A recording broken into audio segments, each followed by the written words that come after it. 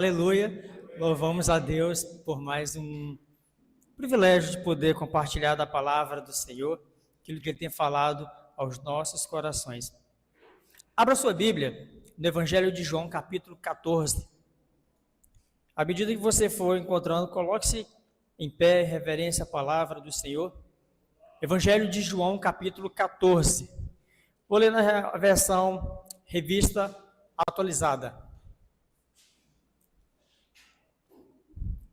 Evangelho de João, capítulo 14, a partir do versículo 1.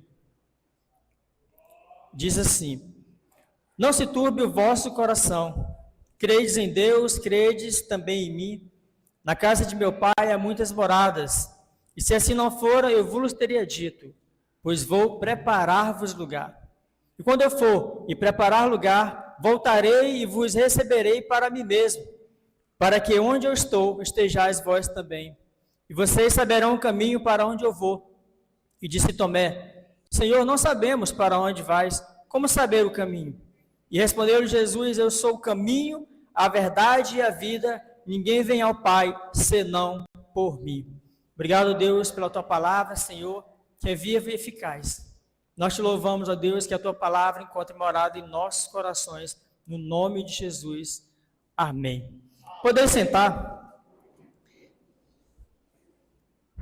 Quando nós olhamos para esse texto, logicamente nós voltamos ao capítulo 13, um capítulo antes do 14, onde Jesus participa ali juntamente com os discípulos da última ceia, a ceia de despedida, mas não era somente uma despedida. A ceia onde Jesus, pouco antes de ser crucificado, se reúne com os seus discípulos.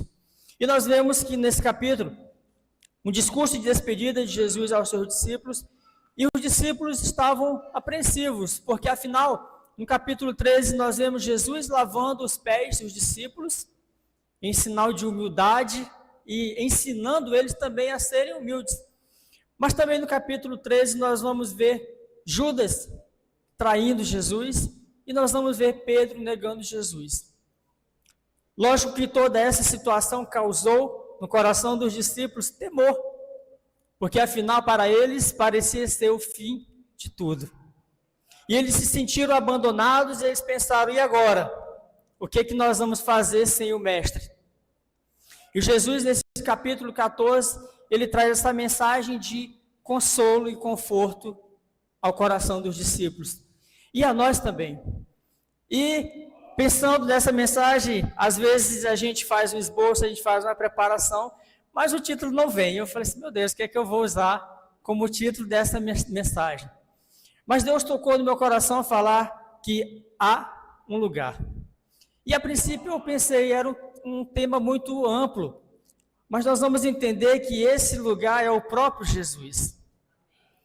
E esse convite que nós vemos aqui no capítulo 14, que está dividido em 3 partes, nós vemos Jesus confortando os discípulos, nós vemos Jesus se apresentando como o único caminho, e nós vemos Jesus trazendo ao coração dos discípulos a maior promessa para os nossos corações, que é a descida do Espírito Santo, que é o consolo, que é o batismo que eles receberiam a partir dali, e onde eles seriam consolados, instruídos a seguir naquela caminhada. Diante disso, nós vamos ver hoje que o próprio Jesus traz ao coração dos discípulos um consolo, um conforto, para que eles não tivessem aflitos com a ausência de Jesus, porque o que ele estaria preparando era bem maior para o coração deles. E diante disso, nós dividimos em 3 partes, e vamos falar primeiramente sobre o chamado à fé e a confiança, que é o versículo 1, não se turbe o vosso coração, crede em Deus, crede também em mim. A afirmação de Jesus, não se turbe o vosso coração, é também encontrada no versículo 27. E Jesus não deixaria os seus discípulos desamparados, não deixaria eles com tristeza, mas Jesus traz a mensagem ao coração deles, que aquela tristeza que eles estavam sentindo seria momentânea, porque o que Jesus estava preparando era algo maior para o coração deles. Jesus diz no verso 20 a 22 do capítulo 16: Em verdade vos digo, que vocês chorarão e se lamentarão, e o mundo se alegrará. Vocês ficarão tristes, mas a vossa tristeza se converterá em alegria. A mulher, quando está para dar à luz, ela tem tristeza, porque a sua hora é chegada. Mas depois que é nascido o menino, já não se lembra da aflição, pelo prazer que tem de ter nascido ao mundo um homem. Assim também, agora, a tristeza de vocês, ela vai outra vez, e vocês verão, e o vosso coração se alegrará, e a vossa alegria ninguém poderá tirar.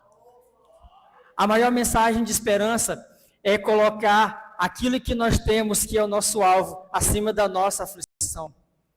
Jesus olhou para os discípulos, corações aflitos, e aí ele traz um conforto, ele traz um consolo, mas aquilo que Jesus está preparando não seria somente para aquele momento, mas isso diz respeito à maior esperança escatológica que nós podemos ver, a morada celestial.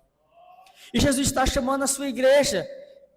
Quantos de nós passamos por aflições, passamos por dificuldades, mas será que isso tem roubado a nossa paz em Cristo? Será que isso tem tirado a nossa esperança? Será que isso tem tirado a nossa fé? Ou continuamos firmes no propósito? Esse chamado é para que nós possamos ter confiança nele, para que nós possamos depositar. Eu não sei como está a sua vida, não sei quais as aflições que você tem enfrentado, eu não sei quais são os lamentos que você tem apresentado ao Senhor, mas a palavra de Deus diz que aquilo que Ele preparou para nós é bem maior do que aquilo que nós temos passado aqui. E Jesus ele nos anima, nos falando, no capítulo 16, versículo 33, no mundo vocês terão aflições, mas tem de bom ânimo, eu venci o mundo. O próprio Jesus ele nos levanta para um novo nível de confiança, ele nos levanta para uma nova caminhada com Ele, onde os nossos corações não estão mais presos nas nossas aflições, mas elas estão colocadas em Cristo Jesus. E Deus ele está nos chamando para que você possa entender que quando você se sentir só, que você olhe para Jesus. Os discípulos pareciam estar perdidos aos olhos deles, mas aquilo que Jesus preparou para eles era bem maior do que aquilo que eles estavam vivenciando naquele momento. Irmãos, quando nós apresentamos o nosso coração a Deus, quando nós depositamos a nossa confiança nele, sabendo que há um lugar melhor do que o que nós estamos vivendo, sabendo que há um lugar cheio de esperança, cheio de alegria, um lugar onde nós poderemos desfrutar do consolo e do conforto do Senhor. É esse lugar que Deus está preparando para a sua igreja. É esse lugar que está reservado para a sua igreja. E Deus está te chamando para que você não se sinta-se afligido, para que você não se perturbe, mas que o seu coração esteja nele. Esse é o convite, é um chamado à fé e confiança. Alguma vez você já se sentiu só? Olhe para Jesus. Quantas famílias elas têm passado por decepções, quantas vezes nós fomos magoados no nosso trabalho, quantas vezes nós fomos afligidos pelas tentações, afligidos pelas tribulações, mas assim como a mulher que está com dores de parto, quando ela recebe a criança, o coração dela se alegra. Da mesma forma, quando nós recebemos o Espírito Santo, por mais que nós passemos por dificuldades, por tribulações, esse é o consolo e o conforto que nós temos. Porque é esse o papel do Espírito Santo, nos consolar. Ele é o nosso amigo. Ele é o nosso ajudador. Ele é o nosso orientador. E é isso que Deus está nos chamando essa noite, para nós vivenciarmos esse chamado, pararmos de nos lamentar com as perdas, com as dificuldades, e olhar para Jesus, que é autor e consumador da nossa fé, firmar os nossos olhos nele. Irmão, eu sei que aquilo que nós passamos aqui, muitas vezes é pesado, mas quando a nossa esperança está em Jesus, nós vamos ver que aquilo que nós passamos aqui não se compara à glória futura. Não se compara àquilo que nós vamos receber. Paulo, escrevendo aos Romanos, diz isso, no Romanos 8,18, diz que as aflições desse tempo presente não se comparam à glória que em nós há de ser revelado. Quantas vezes você já se sentiu sozinho? Você se sentiu sem esperança? Quantas famílias têm vivenciado os lutos eternos? Quantas famílias têm vivenciado perdas? E têm desviado o seu olhar de Cristo, que é quem pode trazer o consolo. Mas essa noite é um convite para você entender que há um lugar de conforto, há um lugar de alegria, há um lugar no Senhor para a sua vida. É Cristo quem nos traz isso, é Cristo quem preenche as nossas necessidades. As lacunas que nós temos na nossa vida, é Ele que preenche. E somente Ele pode preencher. Esse chamado é para vivenciar. Crede em Deus, crede também em mim. O anúncio da partida de Jesus provocou aflições, mas o convite é: tenham bom ânimo.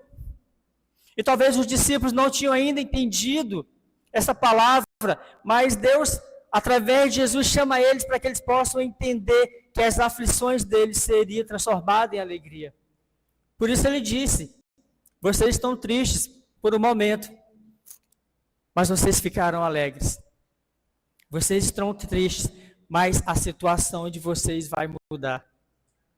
Creia, irmãos. Nós somos crentes que cremos no Deus vivo. E Ele está chamando a sua igreja para vivenciar o Evangelho que transforma, o poder do Evangelho que traz alegria ao nosso coração. Crer em Deus é colocar nele as nossas aflições. Esse é o convite para uma igreja avivada, para uma igreja que não depende das suas próprias forças, mas que apresenta a sua vida àquele que pode mudar a sua situação. Esse evangelho que nós seguimos é o evangelho que transforma, porque a promessa de Jesus é que Ele enviaria o Consolador para nos guiar, nos direcionar nesse caminho. E às vezes nós nem entendemos a profundidade do papel do Espírito Santo nas nossas vidas. Às vezes nós não entendemos quão maravilhoso é ter esse amigo ao nosso lado. Esse amigo que nos conhece, que sabe aquilo que nós precisamos. E diante disso nós vamos ver que Deus Ele prepara agora consolo e esperança. Na casa de meu Pai há muitas moradas, vou preparar-vos lugar e vos levarei para mim mesmo. Sua esperança está em quem? A sua esperança está em quê? Ou você ainda tem esperança em alguma coisa? Muitas das vezes nós estamos tão aflitos que nós só queremos desistir de tudo. Queremos jogar tudo para o alto, mas esse convite de Deus é: crede. Creia, irmãos. Jesus está falando: creia em mim. E tem uma outra parte desse texto que vai falar assim: vocês não creem em mim, porque eu estou aqui, creio pelo menos por aquilo que eu fiz, pelas obras que eu realizei. Esse convite de esperança e consolo é para que nós possamos entender que isso faz referência à vida eterna. Os discípulos estavam tristes, mas a esperança deles e a nossa é da glória futura.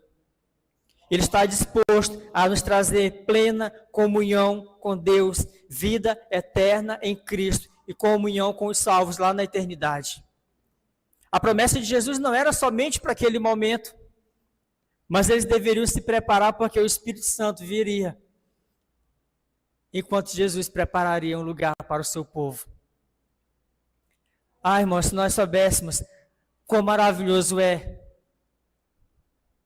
olhar para o céu, quão maravilhoso é olhar para saber que lá na frente nós passamos por tantas coisas, mas que valeu a pena prosseguir, porque é um lugar de esperança. E as nossas forças humanas não são suficientes para nos conduzir até lá, mas a nossa dependência do Espírito Santo, que traz esse consolo, revela ao nosso coração essa esperança escatológica. A angústia que está no seu coração, as aflições, elas serão transformadas em alegria. Apocalipse 21, 4-7 diz: e Ele enxugará dos seus olhos toda lágrima, e a morte já não existirá, já não haverá luto, nem pranto, nem dor, porque as primeiras coisas passaram. E aquele que está sentado no trono disse: eis que faço novas todas as coisas. E acrescentou: escreve, porque estas palavras são fiéis e verdadeiras. E disse mais: tudo está feito, eu sou o alfa e o ômega, o princípio e o fim. Eu sou aquele a quem tem sede, darei de graça da fonte da vida, e o vencedor herdará estas coisas, e eu lhe serei o seu Deus, e ele será o meu filho. Você é esse vencedor? Você é esse vencedor que está nessa promessa? Deus está te chamando, irmãos, para você abrir os seus olhos, sair de um nível de lamento e entender que o céu é real. E nós vamos vivenciar isso. Jesus estava falando aos seus discípulos: não se preocupem. O que eu tenho para vocês é melhor, o que eu tenho para vocês é maior. Todos nós temos aflições, todos nós derramamos lágrimas, todos nós choramos, todos nós passamos por dificuldades. Mas quando depositamos a nossa esperança em Cristo, e Paulo vai falar isso, Cristo em nós é a esperança da glória. A esperança da glória não está nas nossas forças, não está naquilo que nós sabemos fazer, não está nas nossas habilidades, mas está na nossa dependência, naquele que é autor e criador da nossa vida. Autor e criador da nossa fé, aquele que é o criador de todas as coisas, o princípio e o fim, aquele que iniciou, mas que também vai terminar, completar a sua boa obra. Os discípulos poderiam estar assim: meu Deus, e agora? Nós perdemos o mestre. Mas a promessa de Jesus é: crede em mim. Será que nós cremos o suficiente para descansar no Senhor? Ou será que nós estamos tão cansados de batalhar que nós chegamos a desistir? E eu quero dizer para você nessa noite que a esperança é Jesus. Porque a promessa da mansão celestial foi o próprio Jesus que nos fez. A promessa do reino de comunhão com Deus foi o próprio Jesus que nos fez. A promessa de uma vida sem choro, sem lamento, sem dor, foi o próprio Jesus que fez. E esse consolo que Ele está nos dando aqui nos enche de esperança, porque além dele falar, crede em mim, Ele diz assim: eu estou preparando um lugar, mas não é um lugar qualquer, é o melhor lugar que já existiu na face da terra. É um lugar onde o seu povo será reunido, é um lugar onde os crentes irão louvar ao Senhor e dirão: santo, santo, santo é o Senhor, onde todo joelho vai se dobrar em adoração ao Senhor. E talvez seria isso que Jesus está falando para os seus discípulos. Mas eu quero dizer que se você está cansado desta vida, olhe para Jesus. Se você já não aguenta mais tribulações, se você já não aguenta mais dor, sofrimento, olhe para Jesus. Porque é nele que está a nossa paz. E ele vai falar mais na frente: eu não deixo a paz que o mundo dá, mas a minha paz, ela é diferente. A minha paz não é a paz que o mundo apresenta para vocês, uma paz superficial. Porque a paz de Jesus é saber que Ele está no controle mesmo quando há um caos, mesmo quando há tribulação, mesmo quando há sofrimento. E talvez seja no sofrimento que muitos questionam: onde está Deus? Já pararam para pensar? É no sofrimento onde as pessoas dizem: mas cadê esse Jesus que eu estou servindo? E eu quero te dizer que Ele está no lugar de sempre, no controle de todas as coisas. Esse consolo para os discípulos não era somente um consolo de que Ele retornaria, mas era a abertura de olhos espirituais para aquilo que eles receberiam do Senhor.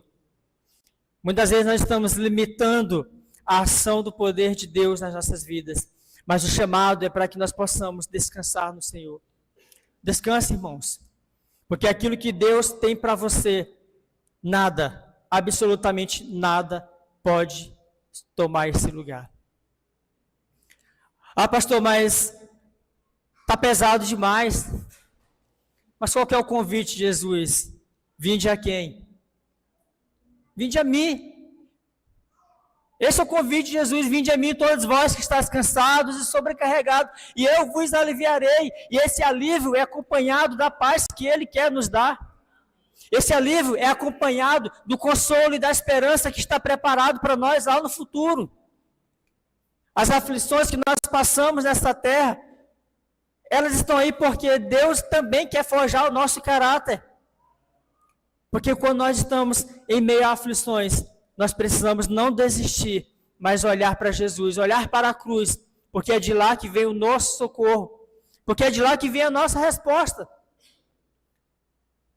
E eu quero dizer que se você está sem esperança nessa noite, você vai sair daqui com a sua esperança renovada em Cristo. Porque o Espírito Santo habita em você. O Espírito Santo habita na igreja, na vida da igreja. E essa ação não se compara àquilo que nós temos vivenciado. Porque nós somos renovados de glória em glória.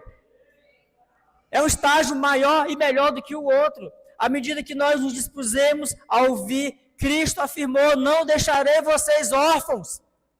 Não deixarei vocês órfãos, eu estou com vocês. Eu vou preparar lugar. Eu vou preparar o melhor lugar. Esse convite é para que a gente entenda que todos que abraçam a fé em Cristo têm acesso a esse lugar. Jesus apresenta esse convite para que os discípulos acalmem o seu coração e saibam, ele realmente está no controle de todas as coisas. Terceiro ponto, além de consolo, esperança e fé, é entendermos esse acesso. Versículo 6 diz: eu sou o caminho e a verdade e a vida. Não há nenhum outro meio para que esse acesso aconteça. Não há nenhum outro meio para que os discípulos possam entender que Jesus está falando dele mesmo no futuro. Que Jesus estava falando do seu povo remido, lavado pelo sangue do Cordeiro. Jesus revela aspectos da sua identidade divina e o seu papel aqui como Salvador e Redentor de todos. Mais do que isso, ele revela que é o único mediador entre ele e o Pai. Ele revela o acesso pela nova aliança. E sabe uma coisa que Jesus apresenta aqui? Ele apresenta o mesmo nível de santidade e autoridade que o próprio Deus.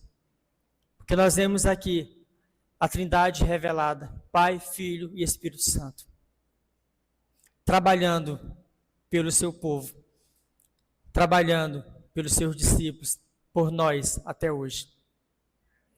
Essa mensagem é uma que a gente chama, na teologia sistemática, de uma união hipostática, onde Jesus consegue habitar corporealmente, sendo totalmente Deus. Apesar de Jesus estar indo para o Pai, aquele que ele enviaria faria exatamente o mesmo papel que ele. Eu vou mandar o outro Consolador. Eu vou mandar o Espírito Santo que vai conduzir vocês na verdade, que vai trazer consolo, que vai trazer plenitude para a sua vida. A dúvida que Tomé diz aqui no versículo 5, mas Senhor, como saber o caminho? Isso aqui é claramente a incredulidade e incertezas de muitos que seguem Jesus por religiosidade. E quando nós entendemos isso, que Jesus não é simplesmente uma religião, mas ele é o Salvador do mundo. Ele é o Salvador da humanidade. Nós vamos ver que a nossa devoção, ela precisa estar firmada nele. Deus não nos chama para uma caminhada de religiosidade, de formalidade, de protocolo. Ele nos chama para viver o sobrenatural dele. Ele nos chama para viver não como em dúvida, como Tomé estava, como Filipe estava a ponto de perguntar para Jesus, mas nós não conhecemos o Pai. Eu, Filipe, há tanto tempo estou com vocês, e como pede você, mostra-me o Pai. Quem vê a mim, vê ao Pai que me enviou. Deus, ele quer abrir os nossos olhos para que nós entendamos aquilo que ele quer fazer nas nossas vidas. E muitas vezes nós estamos cegos, não conseguimos ver o agir de Deus nas nossas vidas. Muitas vezes nós olhamos para ele e perguntamos, Senhor, qual o caminho? Quando ele está dizendo, eu sou o caminho, eu sou o acesso, eu sou o lugar que vocês irão, o lugar que vocês estarão. Nessa noite Deus está nos chamando para que a nossa visão sobre o céu, ela mude. Eu não sei quantos viram, semana passada, um lutador que proclamou lá no octógono que além dele ser um lutador, antes disso ele era um pastor. E ele estava ali para proclamar que o céu é real, que a América deveria proclamar que o céu é real, que o Brasil deveria proclamar que o céu é real, porque Jesus está vindo, Jesus está voltando. E todas as vezes que nós firmamos no nosso coração essa promessa, nós entendamos mais ainda que esse acesso é o próprio Cristo. Se nós quisermos ir para as mansões celestiais, nós precisamos nos colocar diante dele. Dizer, Senhor, eu estou aqui. Sem o Senhor eu não consigo.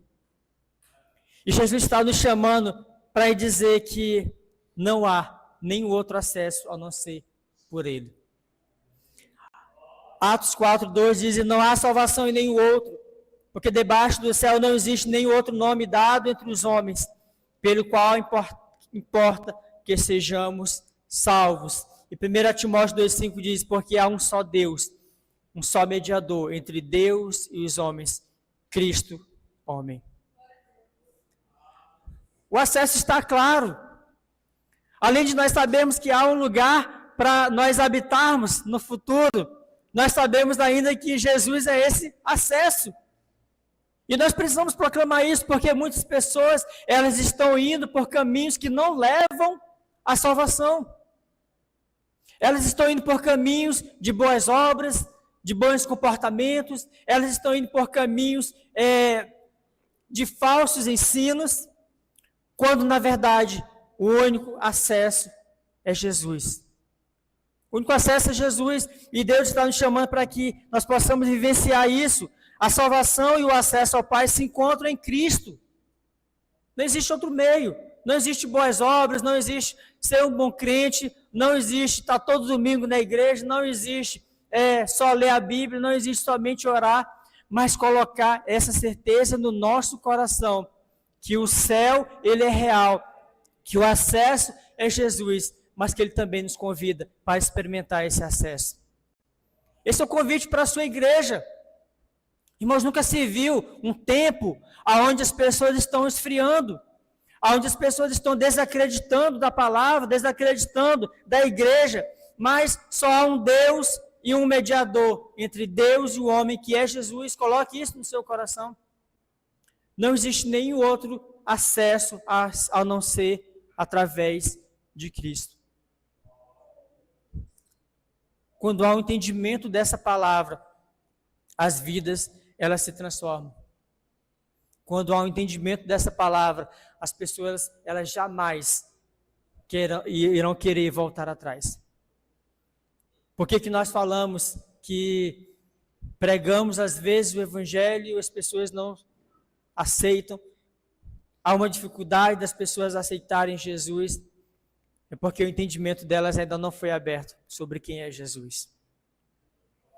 Porque quando elas souberem quem é Jesus, souberem, entenderem que Ele é o único Salvador, com certeza elas não terão dúvida que esse é o caminho para a eternidade. É o caminho para a eternidade, Jesus. A salvação e o acesso se encontram nele. Em Hebreus 9, fala sobre o novo santuário que é apresentado como sacrifício perfeito que é Cristo, onde recebemos a redenção para a eternidade. O texto diz, quando porém veio Cristo como sumo sacerdote dos bens já realizados, mediante o maior e mais perfeito tabernáculo, não foi feito por mãos, quer dizer, não desta criação, não por meio de sangue de bodes ou de bezerros, mas pelo próprio sangue, entrou no santo dos santos, e uma vez por todas tendo obtido a eterna redenção. Por isso mesmo, ele é o mediador da nova aliança, a fim de que, intervindo a morte para a remissão das transgressões que havia sob a primeira aliança, recebam a promessa da eterna herança aqueles que têm sido chamados. Cristo é o caminho, que é a direção.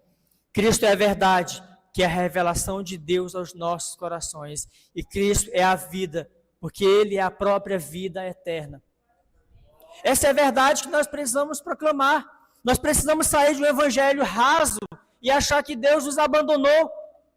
Deus estava, através de Jesus, encorajando os seus discípulos para que a esperança deles fosse renovada, para que eles entendessem que viria o Consolador e que eles não estariam só, que Jesus não abandonou eles, mas esse abandono, aparentemente, era uma preparação para aquilo que eles viveriam na eternidade com Cristo.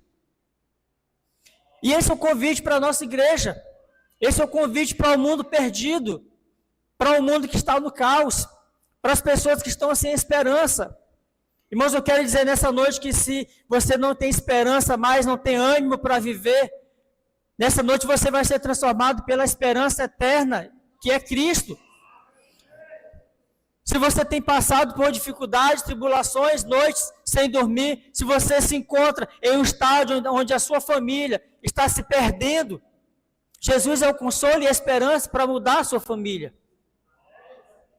Porque Ele não é somente caminho, verdade e vida. Nós olhamos Jesus falando que é o pão da vida, que é a luz do mundo. Enfim, nós olhamos que somente Cristo é aquilo que nós precisamos, porque Ele é suficiente. E esse lugar que nós estamos tão ansiosos para chegar, Ele é real. E Jesus estava tentando abrir os olhos dos seus discípulos para aquilo que viria. Seria maior do que aquilo que eles já teriam vivido até aquele momento. Eu quero convidar você a colocar a sua esperança em Jesus. Eu quero convidar você a colocar as suas dores diante da cruz. Aquele desânimo que você está vivenciando hoje. Aquela falta de esperança que você está vivenciando. Ou talvez você não tenha esperança em mais nada. Talvez para você está tudo perdido. Mas eu quero dizer nessa noite que a promessa do Consolador é para nós também. A promessa do consolo, do conforto, da fé e da esperança é para nós também. Porque somos filhos de Deus. Ele nos chamou para vivenciar isso, irmãos. E se nós fôssemos aprofundar nesses capítulos do Evangelho de João, nós vamos ver que tem muito mais para explorar. Mas eu quero dizer que o consolo que você espera está em Jesus. O reconhecimento que às vezes você não tem dos homens está em Jesus. A alegria que você busca, às vezes tendo tanto e não consegue alcançar, ela está em Jesus. Nós queremos dizer que vimos aqui um Cristo que conhece a minha e a sua dor. Um Cristo que conhece a minha e a sua aflição. Mas nós vimos também um Cristo que quer dar a mim e a você esperança, à medida que nós nos aproximamos dele. Essa é a mensagem. Queremos dizer que a morada celestial, ela é algo tremendo. E nós queremos ir para lá, porque não haverá mais choro, nem pranto e nem dor, porque ele vai enxugar dos nossos olhos toda lágrima.